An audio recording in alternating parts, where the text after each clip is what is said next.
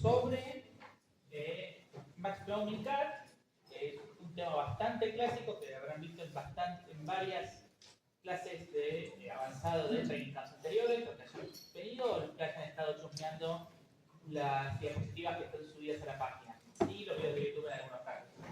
Pero bueno, voy a tratar de dar, además de la introducción desde cero para los que no conozcan el tema, algunas cosas que no se han visto en otros training camps, no en el Training Camp Argentina en las ediciones anteriores.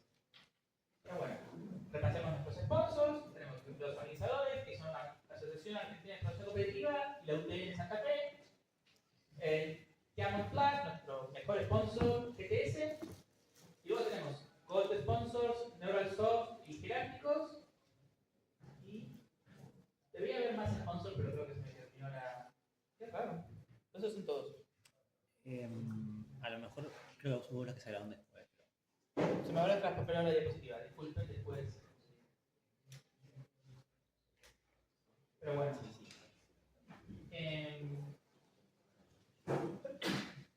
Averiguar si los nombro porque hay que nombrarlos.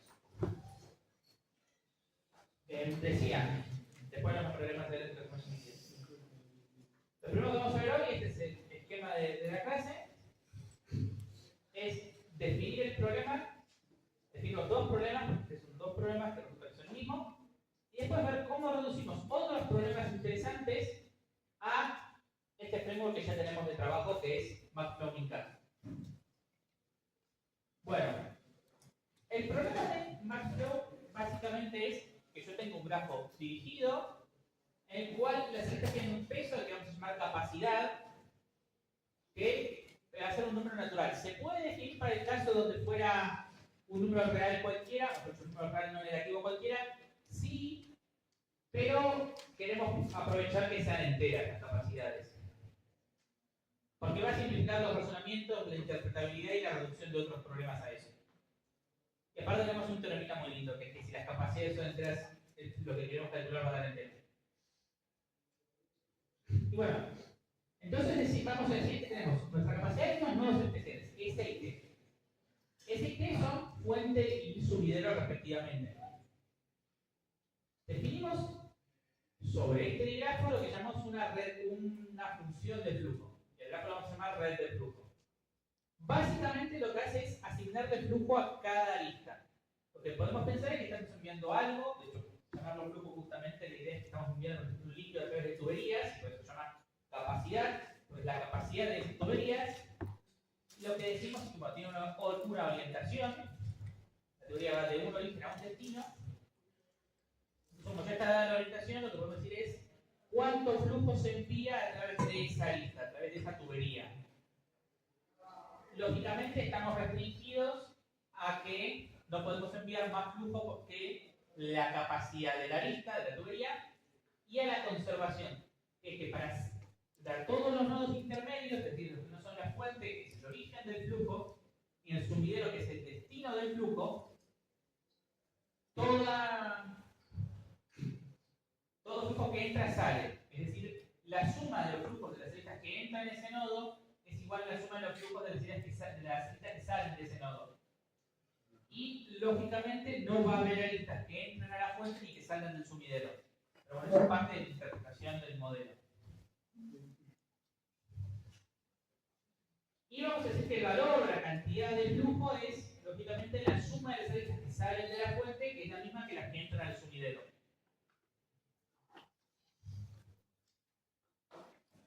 Y bueno, ahora nos viene el problema de flujo máximo, que es queremos encontrar una función de flujo que maximice el valor. Y tenemos un teorema muy lindo, que es que si las capacidades son todas enteras, entonces el flujo máximo va a ser entero, va a ser un flujo máximo que asigne cantidades enteras a cada arista.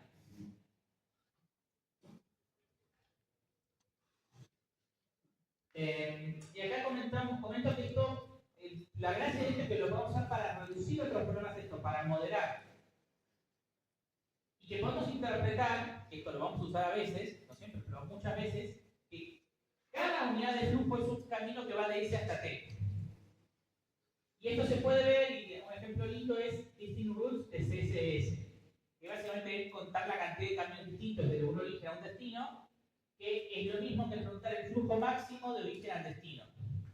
Con el hecho de que hay todas las celdas tienen capacidad 1, porque no era un grafo ponderado el original. Ahora vamos a definir lo que es la red residual de un grafo, la que podemos llamar red. Es un grafo con los mismos nodos que contiene todas las aristas del grafo original con sus capacidades y con sus flujos, y que agregamos también lo que serían las aristas reversas, o aristas complementarias de cada arista del grafo original, que lo que representan esencialmente es la capacidad de deshacer el envío de flujo. ¿Sí? Es decir, que yo puedo dejar de enviar una unidad de flujo a través de una lista, es lo mismo que decir que yo puedo enviar una unidad de flujo a través de la lista complementaria. Por eso va a tener capacidad 0, pero va a tener flujo negativo. Las listas normales no pueden tener flujo negativo. Tampoco habría motivo para hacerlo. Pero esencialmente no pueden tener flujo negativo, y las listas complementarias, estas listas reversas, va a tener un flujo que es el contrario del flujo de la lista principal, o de la lista original. Que, repito, eso lo que modela es la capacidad de dejar de enviar unidades de flujo a través de la lista a la que complementan. Y bueno, un teorema clave es que existe un camino C en la red residual de esa T tal que para cada lista el flujo enviado todavía no sea la capacidad. Esto incluye que puedo usar listas complementarias que tienen capacidad 0 pero tengan flujo negativo, y si solo si f no es máximo. Obviamente esto, incluso hemos puesto, esto es más fácil de verlo en el caso entero. Y esto vamos a enviar a decir que es un camino aumentante, y podemos enviar una unidad de flujo a través, o una o muchas unidades de flujo a través del camino aumentante para aumentar el valor del flujo. ¿Sí? Si nosotros mandamos una unidad de flujo por el camino aumentante, es decir, aumentamos en 1 el flujo enviado por cada una de las aristas pertenecientes a ese camino, habremos aumentado el valor del flujo en 1. Y, caso contrario, una definición es que si la lista tiene, si la lista E tiene el flujo enviado por E es igual a la capacidad de E, se dice que está saturada. Y muchas veces vamos a decir que alcanzar a un nodo en la red residual implica no pasar por listas saturadas. Las listas saturadas no se pueden recorrer.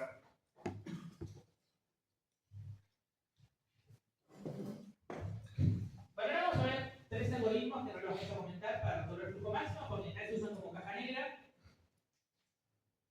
Que es Paul-Fulton, Sondermonde. Este no se usa, pero simplemente es la forma, lo que se deriva directamente de la definición que dimos antes, que es básicamente mientras pueda conseguir un nuevo camino aumentante lo hago. Y bueno, si ese camino me permitiera mandar más de una unidad de flujo, mando todas las que pueda de una, y lo hago hasta quedarme sin caminos aumentantes.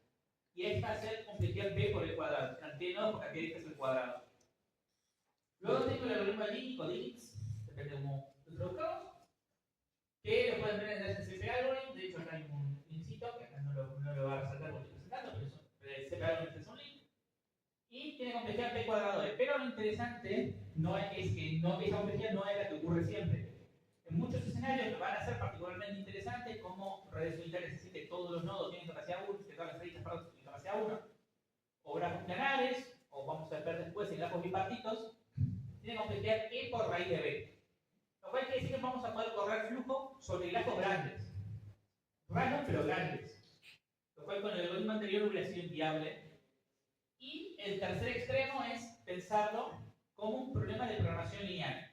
Que si se notan todas las restricciones se traducen a restricciones lineales de, por ejemplo, de la forma, la variable, el flujo que pasa por tal arista tiene que ser menor a tal constante, que es la capacidad de esa lista, y sumar los flujos que van por cada arista que entra en un nodo y restar los que salen de ese nodo tiene que dar 0, que es la conservación del flujo.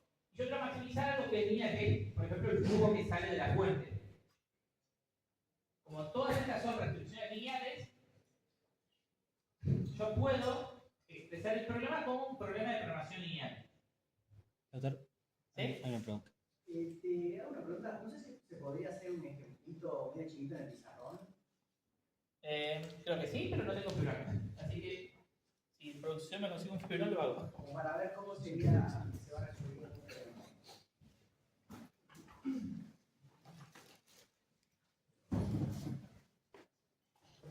Gracias. Bueno, vamos a recurrir al típico ejemplo de un diamante. Entonces tenemos S, por ejemplo, tiene capacidad 2, capacidad 3, vamos a llamar 1, vamos a llamarlo 2, tiene capacidad 1, capacidad 1 supongamos, y acá llega un nodo 3 que va a T, y supongamos que acá tiene capacidad de infinito, que muchas veces vamos a usar capacidad de infinito. Bueno, infinito es 10 a la 9, muy polémico este enunciado, pero se entiende. Y entonces, básicamente, ¿cómo hago? Recuerden que ahora vamos a tener acá cada arista, vamos a tener una complementaria que tiene capacidad 0. Vamos a hacer las líneas punteadas para que se entienda. Ah, porque sí.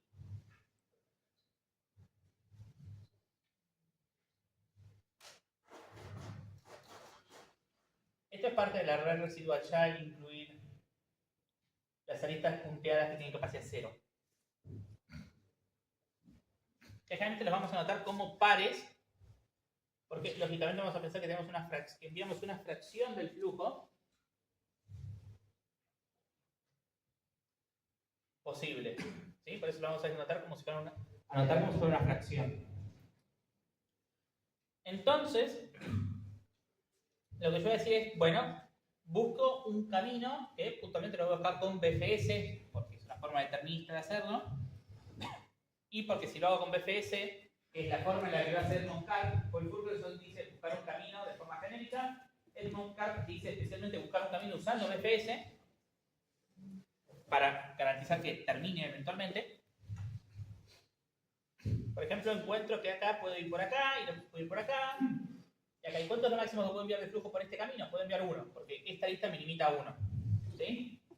Entonces voy a mandar una unidad de flujo por acá, una unidad de flujo por acá, una unidad de flujo por acá, y ahora tengo que enviar una unidad de flujo, hasta ahora. Pero, siguiente iteración, busco de nuevo, encuentro que hay un camino donde no hay aristas saturadas, que va por acá. Entonces acá, y acá puedo mandar, supongamos que este tiene capacidad 2 simplemente por comodidad. Acá puedo enviar 2 unidades de flujo. Mando 2 unidades de flujo. 2 por acá, 2 por acá. Este ya tenía una, pero le sobra, así que ahora puedo ir 3. Y ahora tengo 3 unidades de flujo. Notad que esta lista y esta lista quedaron saturadas, no las puedo utilizar. Hago una tercera iteración de BFS para buscar nuevos caminos aumentantes. No encuentro. Terminé. Y entonces esta es mi función de flujo. ¿Sí? Recuerden que este es el par flujo-capacidad. Mi función de flujo envía 1 por esta lista, 1 por esta lista, 2 por esta lista, 2 por esta lista y 3 por esta lista. ¿Se entendió? Dini no vale la pena explicarlo mucho, porque básicamente va a conseguir esto mismo, pero de una forma más inteligente. Y bueno, programación lineal, quizás tengan o no una clase de simplex, cuando vean cosas sobre matrices. Y bueno, lo lindo de todos estos casos es que siempre reconstruimos la solución. No solo llegamos al valor máximo posible, sino que también encontramos un flujo que alcance ese valor. Y bueno, ahora vamos a pasar a otro problema del tubo, que es corte mínimo. Definimos lo que es un corte, que sea un grafo ponderado G, con dos nodos ST, MP. Bueno, hay dos definiciones posibles de corte, que para corte mínimo, no para corte máximo, pero para corte mínimo coinciden, así que las vamos a usar indistintamente. Un conjunto de aristas, tal que si las eliminamos, no hay camino de S hasta T. En este caso se dice que el corte es el costo del corte es la suma de los pesos en las aristas. No sé qué nos quiso decir. ¿Vos seguís? Sí, tenemos, sí. Sí, seguimos, pero si tenés, mejor. Y segundo, es una partición de los nodos B, B1, B2, tal que S pertenece a B1, T pertenece a B2, tal que no haya conexión de... Mejor dicho, lo que vamos a decir es que el costo de este corte es la suma de los pesos de las aristas que van de algún nodo en B1 a algún nodo en B2, porque la idea fundamental de cortar es que queden disconexos. Entonces voy a romper todas las aristas que permiten ir de B1 hasta B2, y esa es la definición de el costo de ese corte. Lo bueno es que si yo quiero minimizar este costo, que es lo que queremos hacer cuando decimos corte mínimo, las dos definiciones coinciden.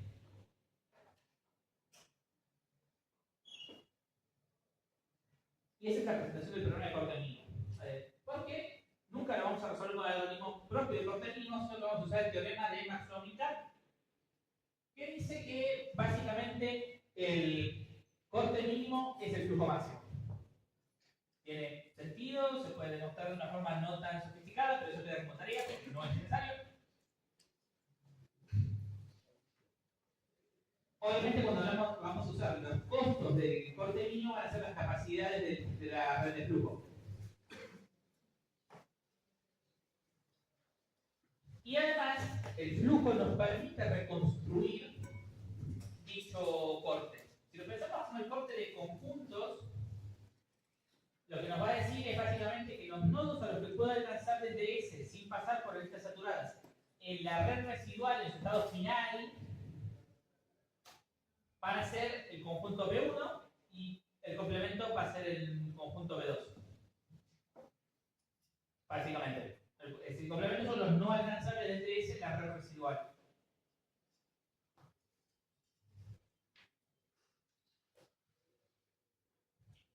Y bueno, el costo, y ahora vamos a definir que podemos incluso atribuirle el costo a enviar flujo por una lista, ¿sí? Ahora, para cada lista vamos a tener dos cosas, vamos a tener una capacidad y un costo. El costo al principio puede ser un número real, eso, sobre el costo no tenemos ninguna restricción particular. Esto hasta podría ser negativo, pero hay alguna de las cosas que voy a decir ahora que no es tan fácil. Y definimos el costo de un flujo como la suma para cada lista del peso de ese flujo, de esa lista por el costo para la cantidad de flujo que se envía por esa lista. Acá un comentario importante, que no lo digo en las diapositivas, pero puede tener sentido darme en cuenta. El costo siempre tiene que ser proporcional al flujo. Si fuera el costo solamente por habilitar la lista y después fuera independiente de la cantidad de flujo que envió por esa lista, solo depende de si es mayor a 0, sería un problema de programación lineal entera y se volvería a despejar, básicamente. Pero esto se puede resolver de forma polinomial feliz, haciendo algo muy similar a lo que hace con CAP, pero reemplazando BFS por un algoritmo de camino mínimo en grafo ponderado. Que una opción es Bellman-Ford porque algo que hay que tener presente es que estas aristas complementarias van a tener el peso, el negativo de las aristas originales, porque dejar de enviar, porque enviar una unidad de flujo por las aristas complementarias es dejar de enviarlo por los originales, entonces esto se ahorra ese costo, pero lo bueno que tiene es que vamos a poder usar lo que se llama el potencial para permitirnos usar Dijkstra en vez de Bellman-Ford. Sí hay un algoritmo que si no me equivoco está explicado en CP Algorithm, y si no también pueden ver el código del vasito para Minkowski-Markov, que usa funciones potenciales para hacer lo que sea del estilo Dijkstra por flujo. Lo malo es que hay que enviar una vez Dijkstra por cada unidad de flujo. En el peor caso. Que va a quedar entonces E por F por log de B.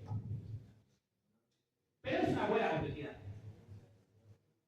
Para lo potente que es y lo potente que estamos haciendo. Aunque es más de nicho, flujo con costos, hay que tenerlo presente. Ahora vamos a ver el primer problema, el clásico problema que vamos a reducir a flujo. Es matching máximo en grafo bipartito. Bueno, vamos a decir los matching, son grafos G. Un matching es un conjunto de aristas M en E, tal que no hay dos aristas en M que compartan un nodo. Es decir, cada nodo está emparejado con al sumo una arista en M. Cada nodo está emparejado con otro nodo o con ningún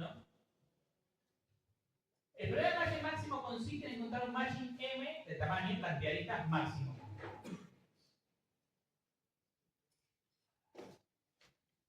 El caso también se puede resolver con el algoritmo de Blossom en O de una complejidad más pesada, y descubrí que existía, sabía que existía el algoritmo de Blossom. De hecho hay un artículo de Codecourse que lo explica, pero si no me equivoco deberían estar iniciados el algoritmo de CP Algorithms, el algoritmo del artículo de CP Algorithms, y descubrí que existe un algoritmo más sofisticado que se llama Mikhaili-Bakhirani, que lo resuelve en E por raíz de B, lo cual es una flasheada para matching máximo en caso general, pero dice que es bastante más complicado que Blossom. Y de hecho Blossom ya es un algoritmo complicado, o sea, no solo complejo computacionalmente en este caso, sino también complicado de codear. Así que el otro evidentemente es inviable para la programación competitiva. Pero está bueno saber que existe. Es una fallada. Y bueno, pero el caso particular del grafo bipartito se puede resolver en E por raíz de B, que es la misma complejidad de Michaelis-Bakhirani, pero usando flujo, usando el algoritmo de Dini sobre una red de flujo específica.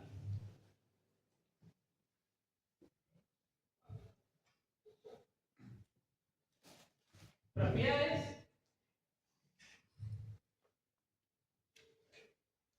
Acá hay algo que no se cumplió correctamente. Denme un segundo, entonces disculpen.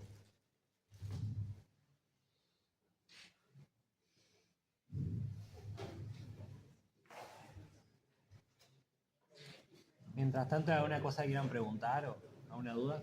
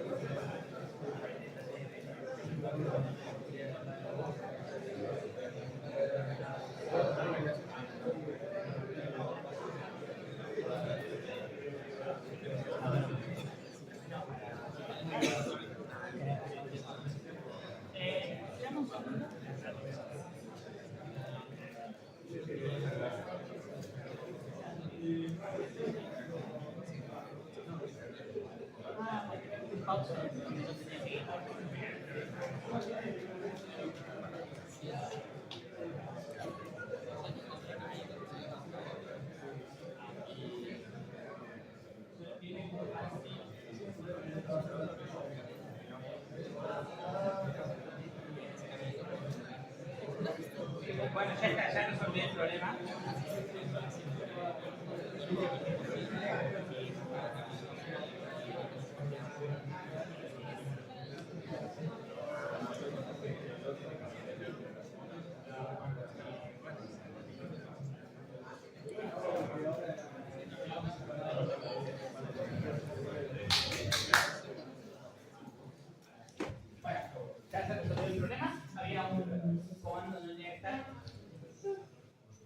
Yo digo, matching bipartito máximo como problema de flujo.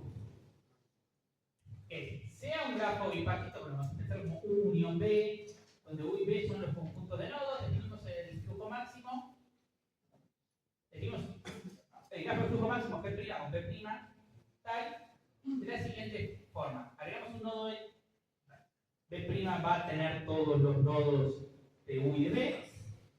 Agregamos un nodo fuente y un nodo subidero.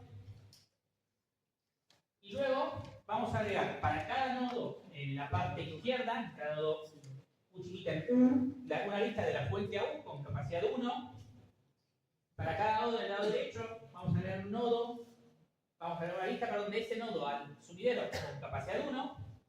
Y después esas listas del grafo original las vamos a agregar con capacidad de infinito. Las podríamos agregar con capacidad de 1 también, pero para algunos detalles que vamos a ver a continuación nos sirve que tengan capacidad de infinito.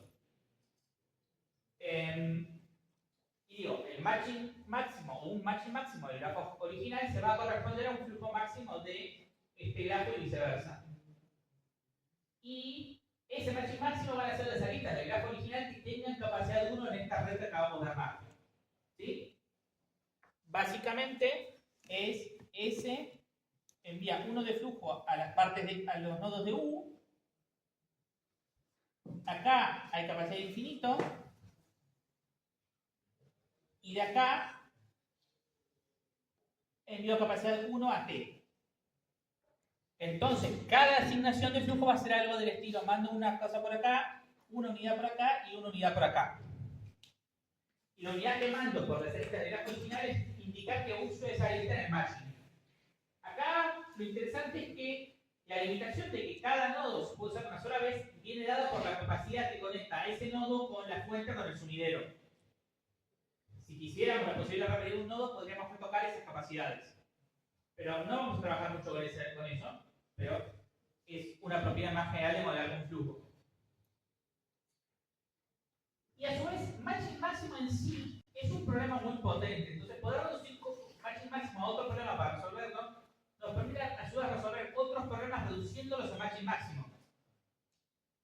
Al menos para el caso bipartito. Digo, bueno, yo sé que el mínimo vertex cover, es decir, el mínimo conjunto de nodos hasta que cada arista es incidente al menos un nodo, digo que su tamaño es el del matching y que está compuesto.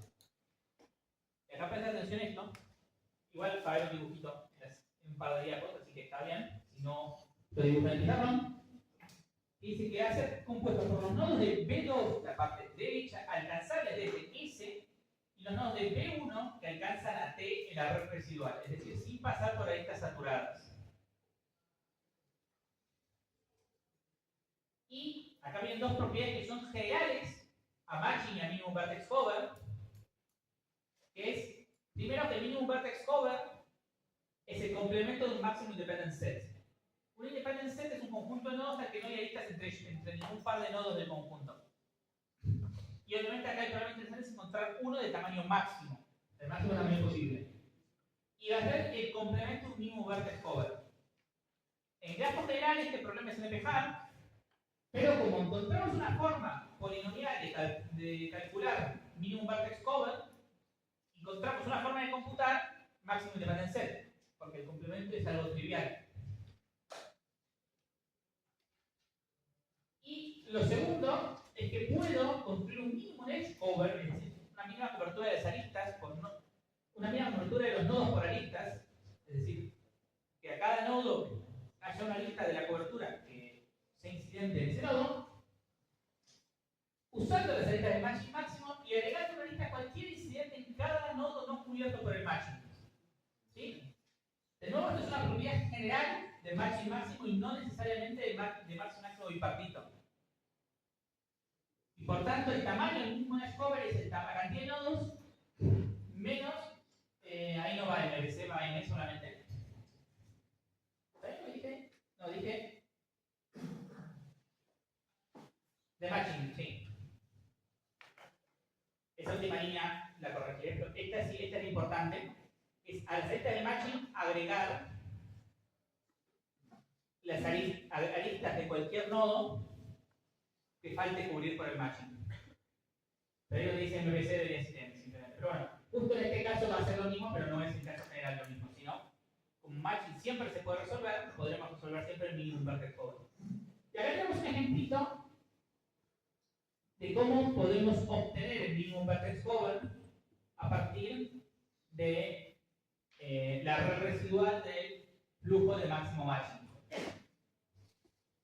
Como se ve, tenemos, acá lo llama A y B, los segmentos, y dice ASB, si los alcanzables de S, ATBT, los que alcanzan a T, o alcanzables de T, si lo queremos razonar. Y vamos a decir que vamos a tomar los segmentos de BS y de AT. Y si se fijan, el matching es efectivamente 4. El máximo matching, lo cual está bien porque coincide el tamaño.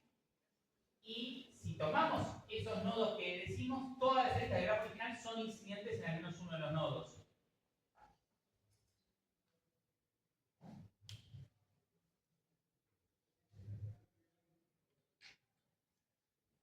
Y bueno, lógicamente, nosotros podemos pensar una versión ponderada de máximo máximo, que es agregarle pesos a todas las aristas. Y esto se puede resolver simplemente, vamos a ver entre los matchings de tamaño máximo, el que maximice o minimice el peso. Eso se puede resolver con min cost max flow o con algoritmo húngaro.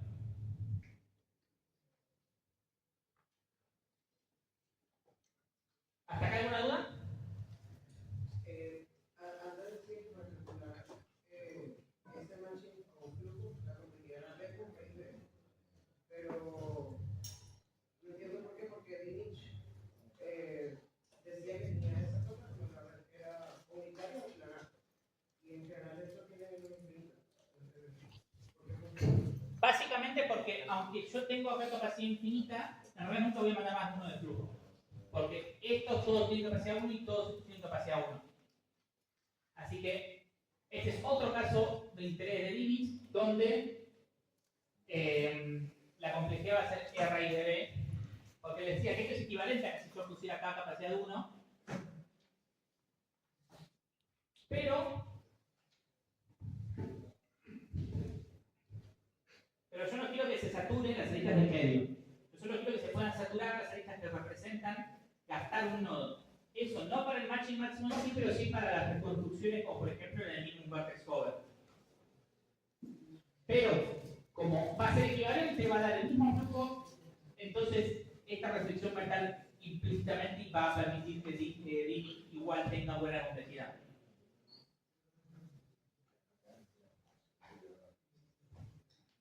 Pregunta.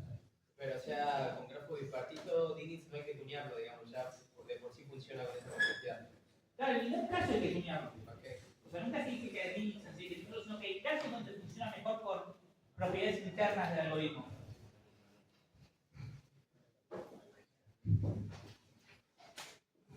Y ahora vamos a ver partición de dar en caminos, ¿no? Partición de cadenas y teorema de Dibor. Y bueno, sea un DAG G, podemos buscar la partición de sus nodos en caminos disjuntos. Es decir, buscamos caminos C1, C2, CK, tales que B sea la unión de los nodos en esos caminos y que cada par de caminos sea disjunto. También podemos buscar una partición no necesariamente disjunta, que se llama cobertura, también, pero bueno, eso me lo hicieron notar después de que había terminado la diapositiva, que agregué un comentario, pero nada más, pero solamente se le dice, bueno, yo quiero partir con cosas que no son necesariamente disjuntas, entonces lo que estoy diciendo es cubrir el conjunto de nodos con los caminos, pero bueno. Y estas coberturas van a ser equivalentes a buscar una partición de la que se llama la clausura transitiva del grafo. La clausura transitiva es agregar aristas entre cualquier par de nodos si es posible alcanzar. Si U puede alcanzar a B del grafo original, entonces está la arista UB en la clausura transitiva. Y bueno, como pudimos reducir los caminos no disjuntos a caminos disjuntos, vamos a resolver ese. En todo caso, cuando sea necesario, se tomará clausura transitiva. Y bueno, queremos buscar una partición en la misma cantidad de caminos. Y para eso vamos a construir una red de flujo, como cabría esperar en la clase de flujo. Y como vamos a usar de hecho máximo matching bipartito, vamos a construir un grafo bipartito. ¿Y qué vamos a ver en cabeza? No diría estándar, pero que van a haber repetido un par de veces esta diapositiva, porque es partir un nodo B de in de out. Es decir, el nodo del cuando ingresa en las aristas es el nodo del que sale en las aristas. Y acá B out va a ser la parte izquierda y B in la parte derecha. Digo, para cada lista V en el grafo original, agrego la lista desde O, o sea, desde la salida de U hasta BI, la entrada B, en el grafo bipartito que estoy construyendo. Y bueno, calculo máximo bipartito en G, que eso es lo que vamos a hacer con flujo. Y el tamaño de la misma partición en caminos va a ser la cantidad de nodos originales menos M. Y dice, las aristas que uso en los caminos de la partición Es decir, porque acá voy a ver cada arista puntualmente si la uso o no en algún cambio de la partición, son las aristas del matching. Y bueno, saber eso ya no me garantiza unicidad de partición para ver dos particiones. No, si son disjuntos, tienen que ser disjuntos en nodos, así que eso garantiza que a su vez no haya ambigüedades, así que con saber las aristas que se usan, ya tenemos definida la partición completa. Y para saber dónde empiezan los caminos, tomamos los vétales que no llega nada a BI. Y van a terminar los caminos en los B-out de los que no sale nada.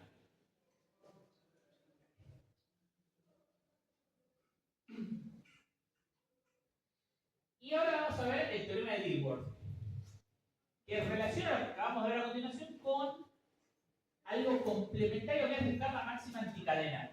Es decir, un conjunto de nodos, tal que ningún nodo puede ser a otro del mismo conjunto y sea de tamaño máximo.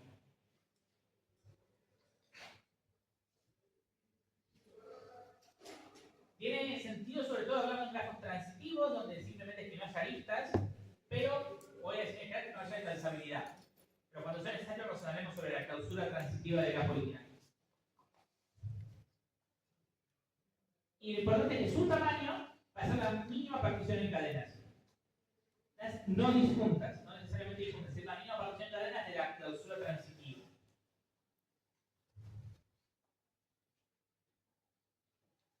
Y lo que podemos hacer, básicamente, a ver, de esto se deduce que si yo tengo una partición en cadenas, podría tomar algún nodo, algún elemento de cada una de estas cadenas y construir una máxima anticadena. Pero no puedo tomar cualquiera. Así que lo que puedo hacer es, bueno, calculo la clausura transitiva de G, hacemos el grafo bipartito, donde, sí, está bien, que los nodos son los BI out y EBs out, UOUT BI en la clausura transitiva, calculamos el min vertex cover, y la máxima anticadena de A va a ser, la máxima anticadena A de G, va a ser el conjunto de nodos B tales que BI, ni BI ni BOut pertenezcan al matching, perdón, al minimum vertex cover. ¿Se entiende? O sea, más allá de la demostración de por qué esto vale, que tiene su explicación, lo importante es quedarnos con la idea de cómo obtenemos esta anticadena, que es haciendo el minimum vertex cover de el grafo bipartito que construimos para buscar cobertura en cadenas y básicamente buscar los nodos que ni el inicio ni el fin están abarcados en este minimum vertex cover.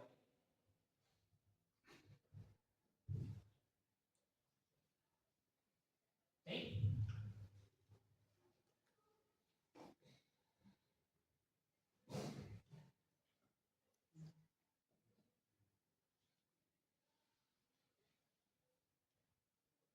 Bueno, ahora vamos a ver el problema que sí nos ha visto en otras ediciones del Training Camp que yo sepa, que es el problema de asignación de máquinas y actividades. Que la versión básica es sea un conjunto T de tareas y M de máquinas necesarias para realizar las tareas, tenemos las siguientes restricciones.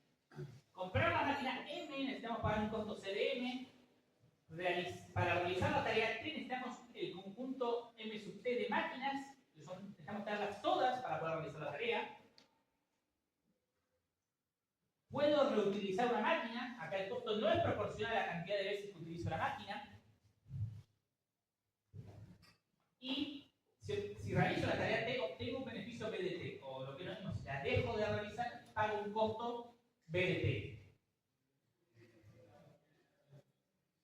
Y bueno, quiero elegir un subconjunto de las máquinas, un subconjunto de las tareas, que es máquinas a comprar, tareas a realizar, tal que maximicemos el beneficio neto. Porque, bueno, era lo que tuvimos que llegar a esto, con todas las premisas que íbamos enunciando.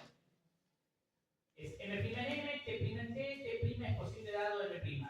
Y es la sumatoria de T en T' menos los letras M en M'. O sea, BT menos CM. Y vamos a reducirlo a corte mínimo. Esta vez debemos estar usando flujo máximo, pero esta vez lo vamos a reducir a corte mínimo. Vamos, lo primero es es asumir que me pagaron todas las tareas. Entonces, en lugar de pensar realizar la tarea, es dejar de realizar la tarea, es rechazarla, tiene un costo. Que va a ser el mismo BT, lógicamente. Y luego, defino un grafo G, BS, agrego un nodo S y un nodo T de sumideros. Para cada máquina M agrego una lista S a M. Acá no lo digo, lo dejo escrito, pero lo van a hacer, mis nodos van a ser las máquinas y las tareas. Agrego una lista de sumidero a la máquina con la capacidad CDM. Y para cada T agrego una lista de la tarea del sumidero con la capacidad BDT. Y para cada tarea T y cada máquina M, en MDT, agrego una lista con capacidad de infinito. Acá, la capacidad de infinito tiene un aspecto importante, que es, como voy a modelar con corte, lo que quiero decir es que esta lista no se puede cortar. ¿Sí? Cuando estoy modelando un programa, la solución va a ser el corte mínimo, y yo digo, esta lista nunca puede ser parte de esta solución. Y como esta lista lo que dice sería realizar la tarea T sin haber comprado la máquina M, si M es parte de las máquinas necesarias para realizar la tarea, es lógico que yo diga, no puedo realizar la tarea T sin haber comprado la máquina M, no puede ser válida ninguna solución que me pida hacer eso, o que me diga hacer eso.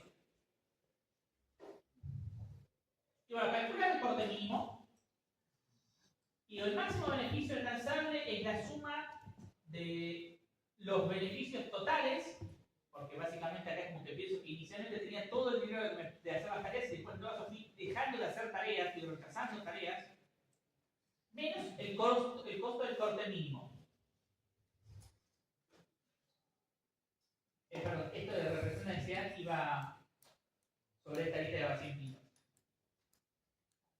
Y bueno, para reconstruir qué elección hice, es la lista SM forma parte del corte, compro la máquina M, y si la lista TDT forma parte del corte, entonces dejo de realizar la tarea T.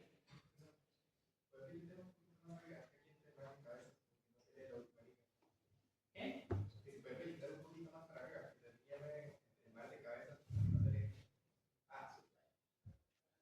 En realidad no puedo hacerlo, estoy así.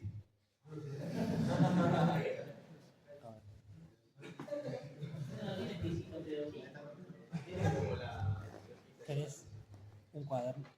Lo otorgo. A ver si con la cosita.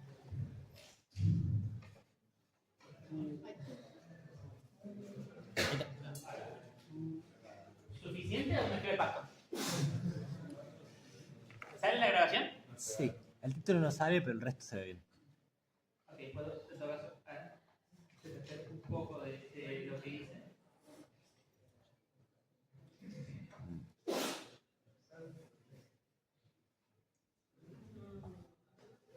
Creo que se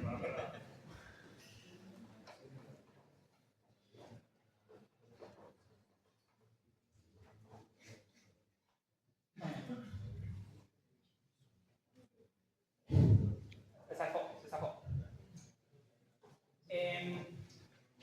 Bueno, decía, las aristas relacionadas a máquinas que sean del corte son las máquinas que efectivamente compro porque son los costos que pago, y las aristas vinculadas a tareas que pago son las de abandonar una tarea.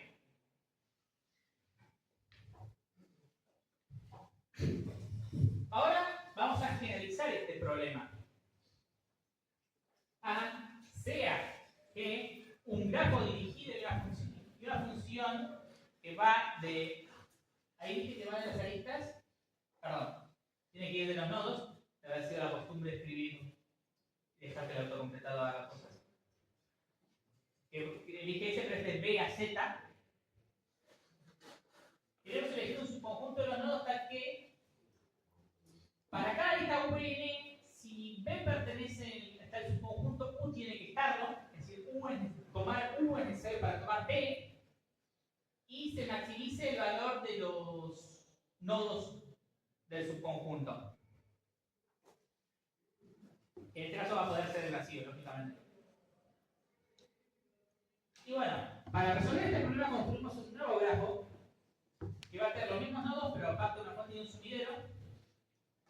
Y es para cada nodo en B, si si el costo es menor a 0, agrego una lista SAB con capacidad menos el costo, y si es mayor a 0, una de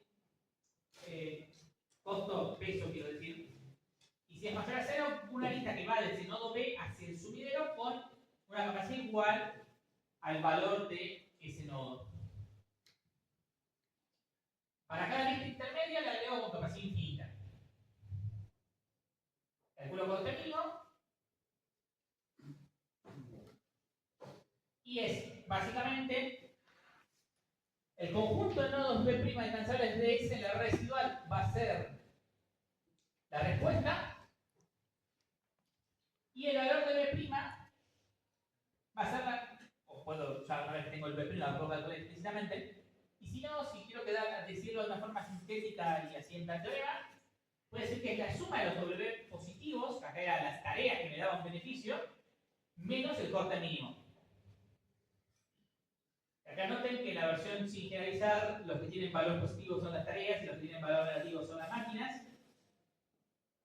Y lo que habríamos de paso intermedio es decir, bueno, yo puedo agregar también la dependencia de tarea de que necesito comprar una máquina para poder comprar otra, o de que necesito realizar una tarea para poder realizar otra. Pero bueno, después llegamos a que hay un post de Burforce que explica paso por paso, pero quería llegar a la versión más generalizada, que es... pensé que iba a quedar sin tiempo. El papel parecía más larga la presentación. Planeando las diapositivas. Igual queda la partecita. Es la... Te decía que lo que puedo notar es que la única diferencia real entre máquinas y tareas es que las máquinas tienen un costo de adquisición y las tareas tienen un costo de rechazo. Básicamente.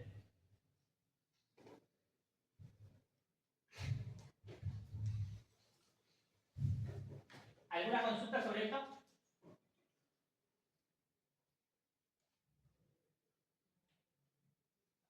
Y luego está el truco varios.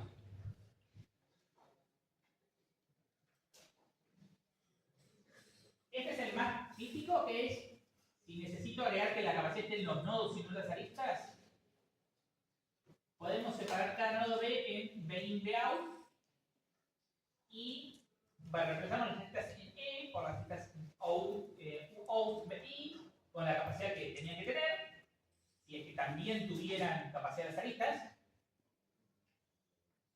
Y agregamos una lista con capacidad B in, B out, con capacidad, la capacidad que quiera que tenga el nodo.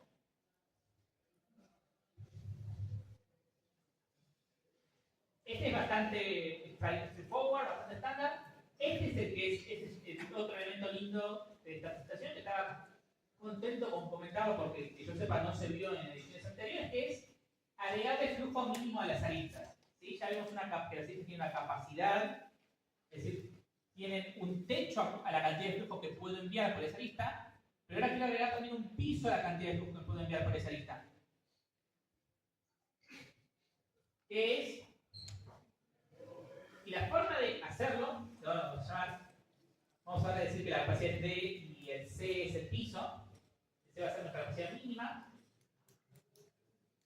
y queremos encontrar primero un flujo que cumple eso, porque ahora no hay garantía de que el flujo sea posible. Antes era trivial porque no mandar flujo era una situación válida, pero ahora deja de serlo.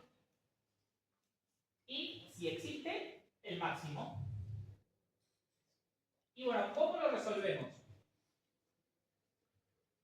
Construimos un grafo nuevo que es casi igual al original, al menos el conjunto de nodos, pero agrego una fuente y sumideros adicionales. S', T'. Y ahora, para cada arista V en E, vamos a agregar 3 aristas en E'. Vamos a agregar una arista V, pero con la capacidad solamente sobre el grado de libertad que realmente tengo, que es entre 0 y, o sea, con capacidad de V menos CV. Ahora, el nuevo grafo que estamos hablando del flujo solo tiene capacidades máximas. La gracia es justamente librarnos del problema de capacidades mínimas, de cantidades mínimas de flujo forzado o lo que queramos llamar. Y luego vamos a agregar una lista de S a B corta y de U a T, ambas con capacidad mínima con la capacidad mínima de la lista, el mínimo flujo que estoy obligado a mandar por esa lista. Y bueno, agregamos aristas de S' a S y de T a T' con capacidad de infinito. Acá noten que acá digo T, pero en realidad debería ser T'. Creo que justo igual en este caso va a dar lo mismo, porque está conectado a T' con capacidad infinito. Da lo mismo. Y bueno, calculamos el flujo máximo F' es de S' a T'. Y bueno, si hay aristas salientes de S', excepto la que sale hacia el S, que no estén saturadas, no es satisfacible las restricciones de flujo. ¿Sí? Ahora, si el flujo es satisfacible,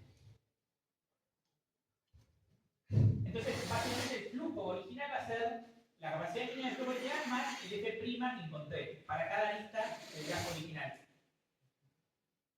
Y ese va a ser un flujo que cumple las restricciones del problema y que maximice el valor de F'.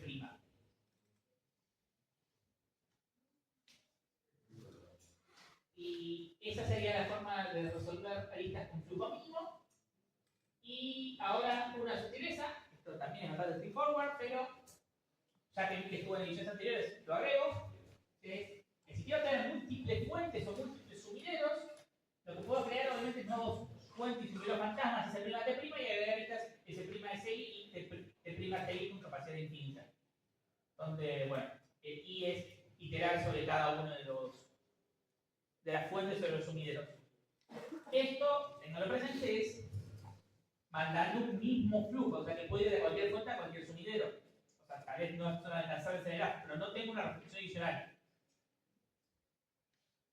Ahora, si quiero vincular una fuente específica a un sumidero específico, es decir, pensar que mando distintos fluidos en esta red, o sea, si lo pensamos, volvemos a la idea original de que tengo tuberías y mando líquidos por las tuberías, pienso que ahora tengo distintos líquidos que quiero enviar, entonces un líquido sale de una fuente específica y tiene que llegar a un sumidero específico, y lo que tengo es que en la tubería puedo enviar dos líquidos a la vez, pero la capacidad total no cambia. No puedo usar los algoritmos comunes de flujo y tengo que bajarlo a programación lineal. Que si queremos asegurarnos que solo mande cantidades enteras de cada fluido en cada tubería, se vuelve NP-hard. Entonces, si me permito valores fraccionarios, valores reales, se resuelve con programación lineal típica en tiempo polinomial. Creo que es cantidad de restricciones, que acá va a ser la cantidad de nodos, al cuadrado por cantidad de variables, que es la cantidad de listas. Gracias por ver. Esta es la cuestión, me acordé que